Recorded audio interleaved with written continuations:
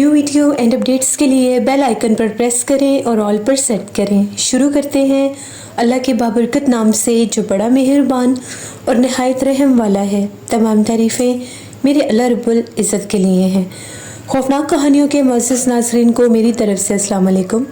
उम्मीद करती हूँ आप सब लोग खैरियत से होंगे, जहाँ होंगे खुश होंगे।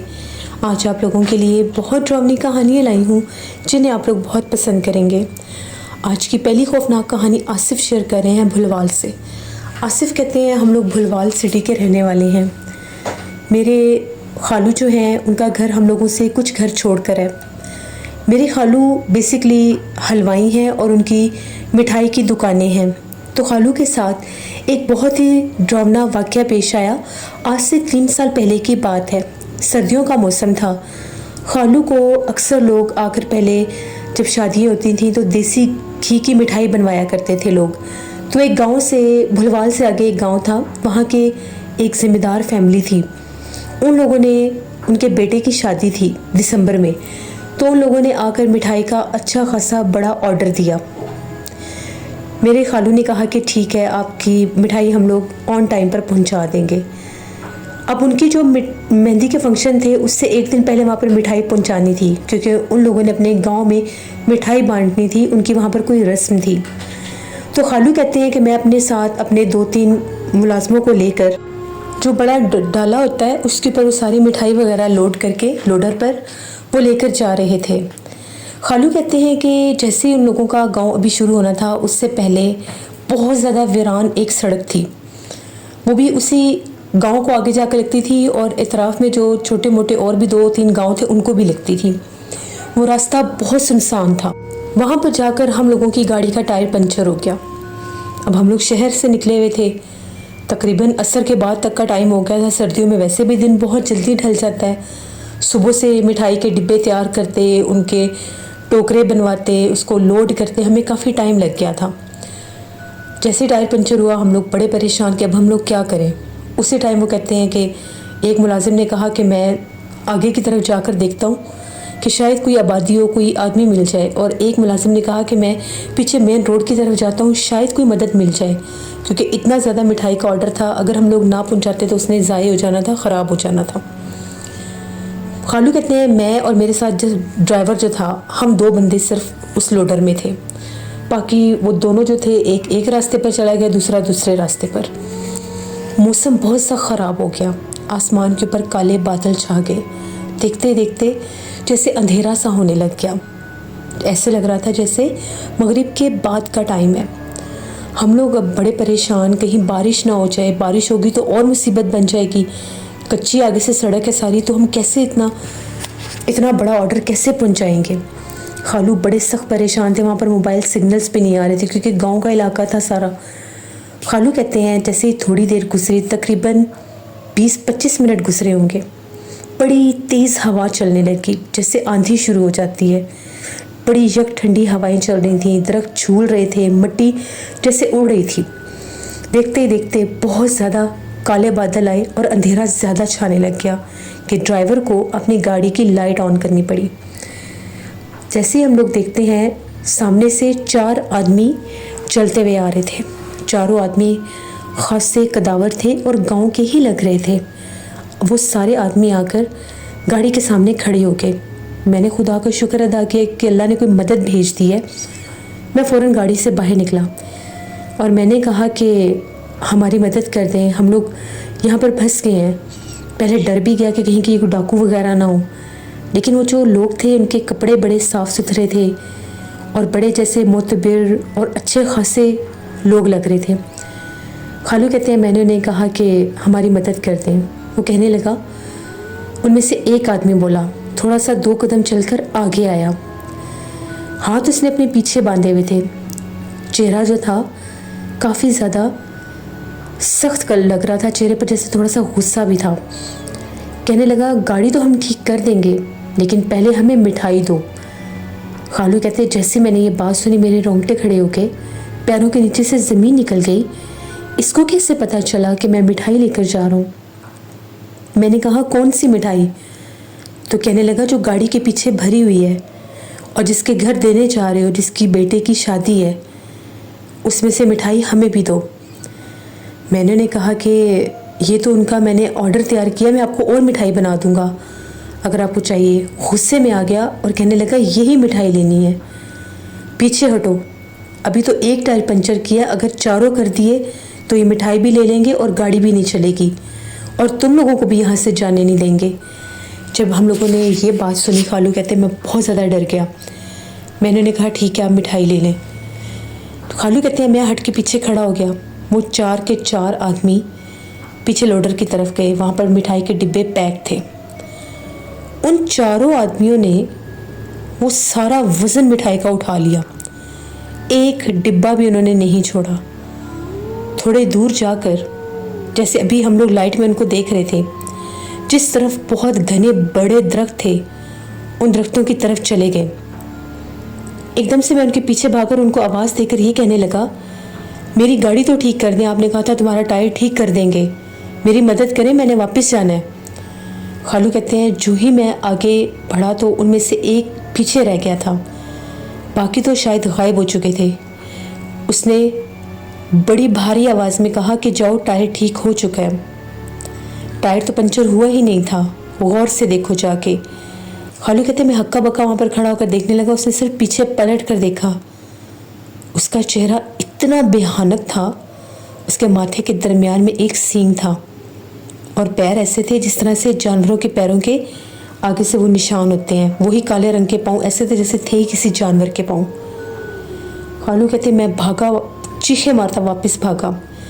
जैसे मैंने जाके ड्राइवर को कहा जल्दी गाड़ी स्टार्ट करो, वो ये कहता है कि टायर पंचर है, गाड़ी कैसे स्टार्ट करूँ। मैंने उसे कहा कि गाड़ी स्टार्ट करो, जल्दी करो। ड्राइवर ने गाड़ी स्टार्ट की, गाड़ी चल पड़ी, टायर ठीक हो गया। पहले हम लोगों ने सोचा कि आगे की तरफ जाते हैं, उसको लेते हैं जो आगे मदद मांगने गया है।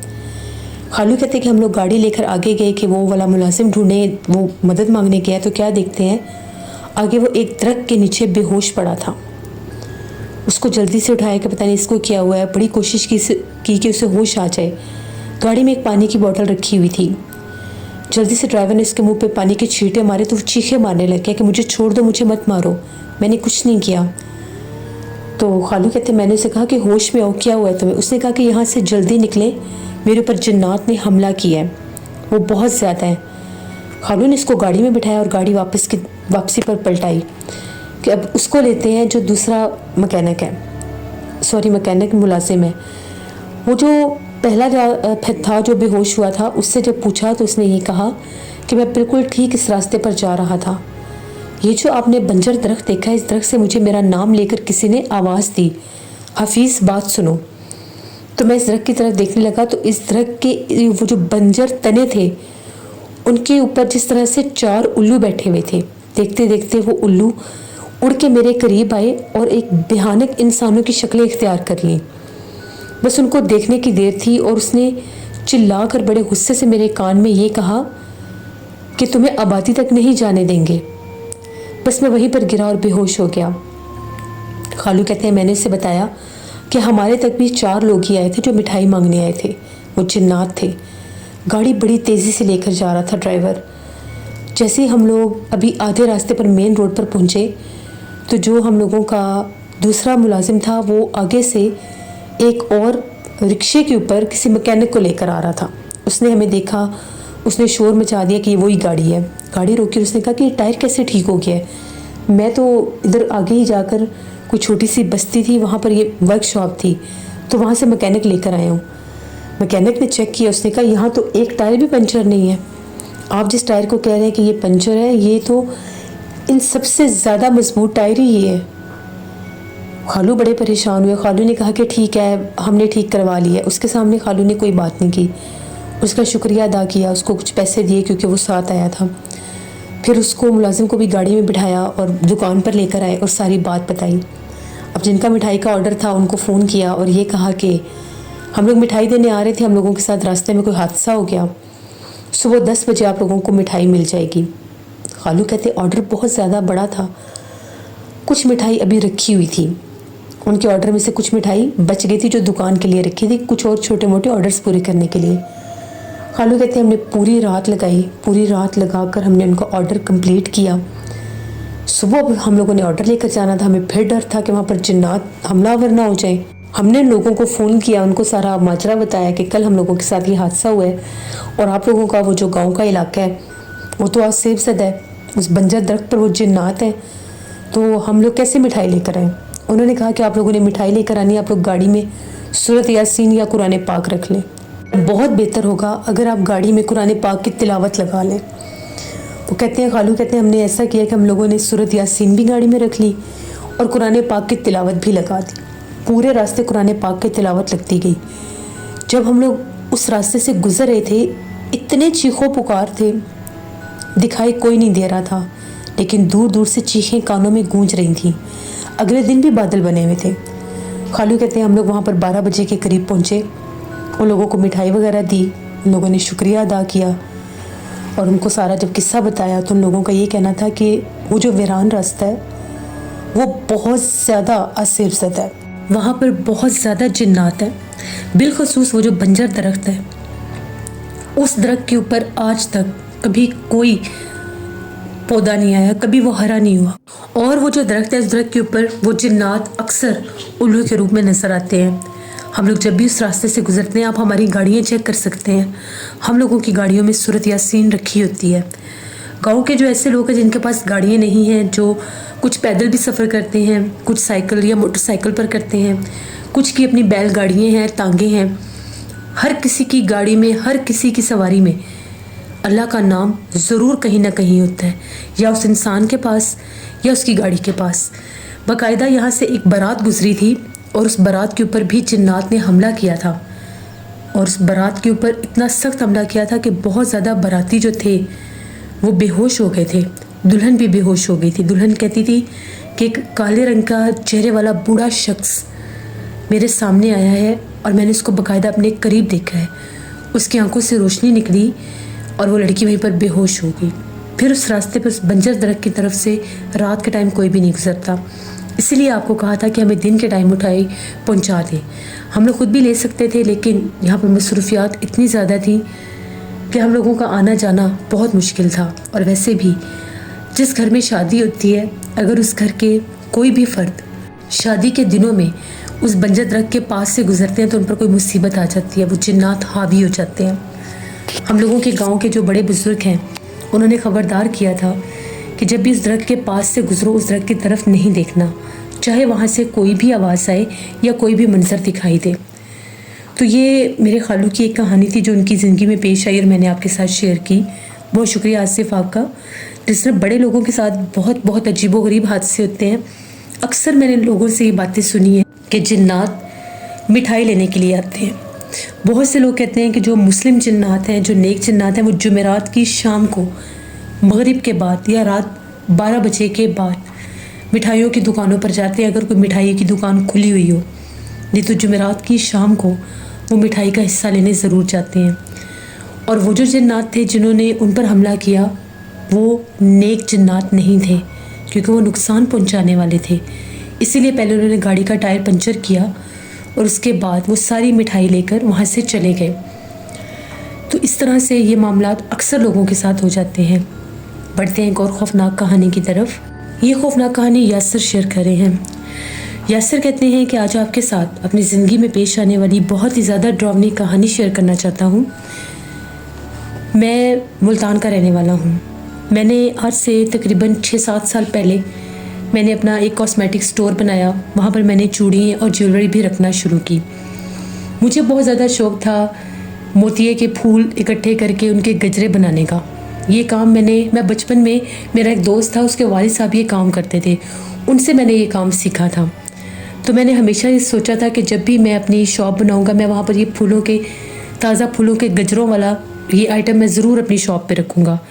आमतौर पर ये फूलों की दुकानों से मिलते हैं, लेकिन मुझे अपनी ज्वेलरी शॉप पर रखने का बहुत शौक़ था। एक दिन ऐसा हुआ, मैं मोतिये के फूल ढूंढने के लिए निकला।